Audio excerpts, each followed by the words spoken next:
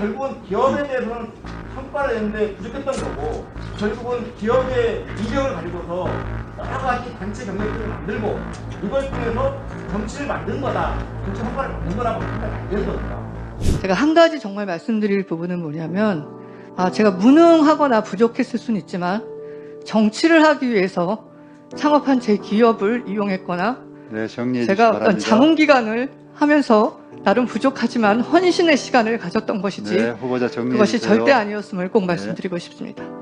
네, 다음은 이영 후보자님, 네. 우리 이영 후보자님은 테르텐을 창업하셔가지고 20여 년 동안 기업을 운영하고 있는데요. 지금 국회 대신 후원도 하셨지만 어떠세요? 테르텐 기업이 성장했다고 생각하십니까? 짧게 해주십시오. 성장했다라기보다 잘 버텼다고 생각합니다. 네. 그러면 성공한 기업이라고 생각하세요? 아니, 저는 성공한 기업인이라고까지는 생각하지 않습니다. 성공한 정치는요? 정치는 2년밖에 진행을 안 했기 때문에 지금 배우는 단계이지 성공을 얘기하기에는 제가 너무 기간이 짧은 것 같습니다. 어쨌든 국회의원 신분으로 지금 장관 내정자가 되신 거잖아요. 실제 국회의원들 중에서 장관을 못 하시는 분 많이 계시는데, 실제 경력이 풍부함에 불구하고 장관 못 하시는 분 많잖아요. 네. 또 성공한 거 아니에요? 아니, 제가 지금 임명을 받은 것도 아니고 임명을 받았다 하더라도 어떤 결과를 오늘 어떤 만들어내느냐가 결과 나오든 간에 대통령께서 무조건 임명하지 달려있지 않겠습니까? 않다 생각합니다. 그렇잖아요. 우리가 부적격 하더라도 대통령 임명하시기가 장관 하시는 거잖아요. 네. 제가 여쭤볼게요. 아시죠? 중소기업과 근로자 간 성과공유제 시행되고 있는 거 알고 계십니까? 네네. 세부형이 어떤 것들이 있는지 알고 계세요? 일단 성과가 난 부분에 대해서 지금은 인센티브나 제가 말씀드릴게요. 네. 다 기억 못 하실 수 있으니까요. 성과공유제 내용으로는 성과급을 주는 것도 있고요. 성과보상제도 있고, 임금을 좀 올려주는 것도 있고, 우리 사주 제도를 운영하는 것도 있고, 복지기금을 운영하는 것도 있고, 주식매 선택권 총 6가지 정도가 있습니다. 네. 어쨌든 테르텐이 기업을 운영하시면서 중소기업 근로자 간 성과공유제 시행한 게 있습니까? 저희가 지금 말씀 주신 걸 얘기를 주시면 시행한 적이 있습니다. 뭐뭐 하셨죠? 일단 스탁 옵션이 있고요. 스탁 옵션이요? 네. 스탁 옵션이 있고, 그리고 보통 호봉제를 했었는데 저희는 평가에 의해서 퍼센트제를 했었습니다. 그래서 급여의 인상 폭이 굉장히 크게 작용하는 장치를 두고 있습니다. 제가 좀 확인해 본 걸로는 네. 질문에 답변한 온 걸로 보면 청년 내일 채용 공제를 시행했고요. 청년 친화 강소기업을 시행했고, 청년 재직자 내일 채용 공제 정도했고요. 스탁 옵션 내용은 없습니다. 확인해 어떻습니까, 내용은? 이거 임원들한테 제출했던 거, 제공했던 거. 중기부 자료는 없다고 나왔습니다. 답변 네, 자료에? 알겠습니다. 네, 확인해 보십시오. 네. 예. 제가 좀 그런 아쉬움이 있는 거예요. 스탁 옵션이 실제 기업의 근로자들이나 이런 분들에게 가장 크게 기업을 위해서 열심히 일할 수 있는 동기부여가 될 수 있는 제도에 불구하고 실제 그런 부분이 부족했다는 게 사실이라고 생각합니다. 네. 그런데 이 제도 자체도요, 청년 재직자 내일 채용 공제 가입자 몇 명인지 아세요? 재직 기간 동안은 말씀드릴 겁니다. 네, 좀 기간이 지나서 제가 테르텐 6명 했고요. 네. 청년 내일 채용 공제 가입자 3명 했습니다. 네네. 그런데 이제 스탁옵션 제도는 활용 안 하고 이렇게 정말 성과 공제를 아주 미미하게 운영했는데, 아까 우리 모두반에 말씀하신 것처럼 우리 이영 후보자께서 뭘 하셨냐면 국회의원 되시자마자 1호 법안 뭐 내셨죠? 제가 중소벤처 기살리기 법안을 냈습니다. 그러니까 부채 법 내용이 뭡니까? 인센티브의 비과세 구간을 늘리는 부분이랑요. 가업 승계할 때 1호 법안 기억 못 하세요? 1호 법안이 그 패키지 3법이었습니다. 그때 낸 법안 중에 하나가 스탁옵션 비과세 한도를 상향하는 법이었습니다. 조사승객 맞습니다. 제한법을 발의하셨어요. 네네. 근데 이게 이제 결국은 엔젤 투자 소득 공제 부분만 좀 연장되는 걸로, 기간이 연장된 걸로 하고, 네. 스톡옵션 비과세 한도 부분은 법안 통과가 안 됐죠. 네, 그렇습니다. 그래서 다시 법안을 내셨습니다. 네, 그래서 결국은 통과가 됐어요. 네, 물론 이영 후보자께서 내신 법안에 100% 충실한 건 아니지만 어쨌든 비과세 한도의 기간과 금액을 상향하는 걸로 했죠. 네, 그렇습니다. 네. 근데 저는 좋아요. 이런 것들이 스탁옵션을 제도를 활용할 수 있도록 이런 법안 내용 동의를 하는데 왜 테르타 내에서는 이렇게 스탁옵션을 직원들에게 제공한 적이 없는 거죠? 아, 스탁옵션을 제공한 적은 여러 번 있습니다. 그런데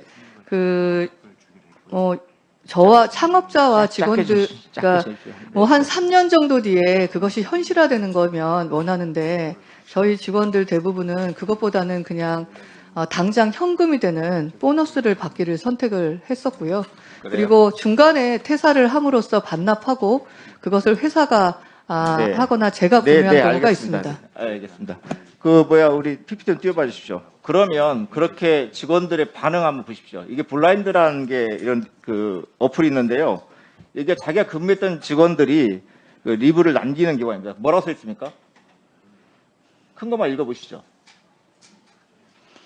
아니 근데 이 자, 부분은 인력 충원이 퇴사한 원활치 직원들 않습니다. 몇 명이 쓰는 거라 네. 그걸 전체 몇 우리 명이- 직원들의 의사로 좀 말씀하시면 남아있는 직원들도 되게 인력 충원이 원활치 않으면 너무 많아서 다 적기 힘듭니다. 짧게 말해서 워라밸만 있습니다. 자, 그럼 블라인드란 어플 말고요. 다른 어플 한번 볼게요. 자플레이라는 텔텐 리뷰입니다. 한번 보시죠. 체계자는 프로세스 주목구식 경영, 비합리적 인사제도, 폐쇄적인 경영기획. 장점은 똑같습니다. 자율적 분위기, 워라밸. 알아서 하라는 얘기죠, 지금. 회사 분위기 자체가.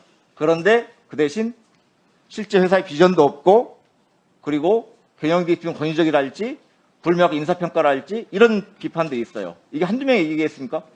퇴사한 직원은 전부 다 불맞고 나갑니까? 그건 아니지 않겠어요. 아까 맨 처음에 모두에 말씀드린 대로 우리 이영 후보자께서 성공한 기업인이다.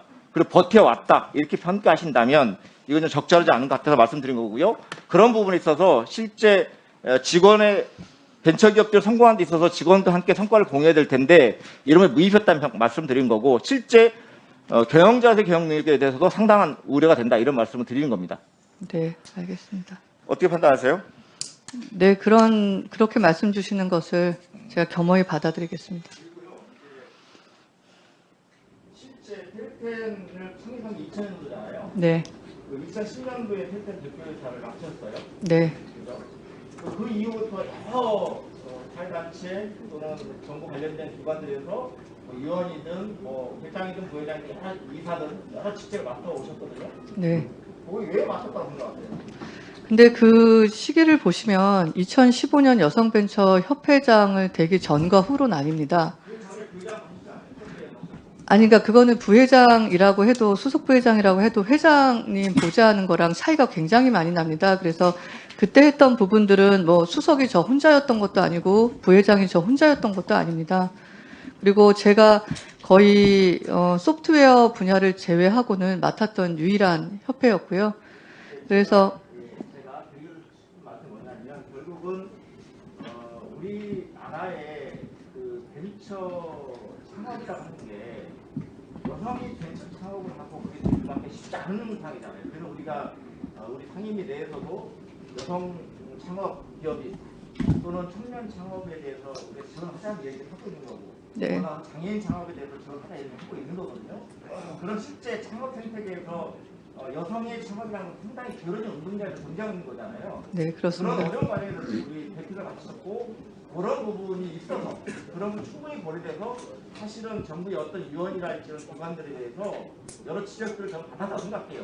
이거는 이영 후보자의 능력이 전혀 고려되지 않고 단지 여성이라는 이유 때문에 맡았다가 아니라 여성이라는 능력과 여성이라는 문제가 함께 고려돼서 맡았다고 생각해요.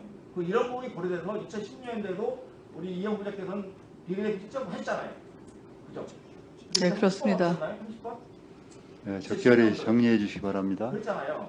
네, 이번에 20대 국회에서 들어가신 거고.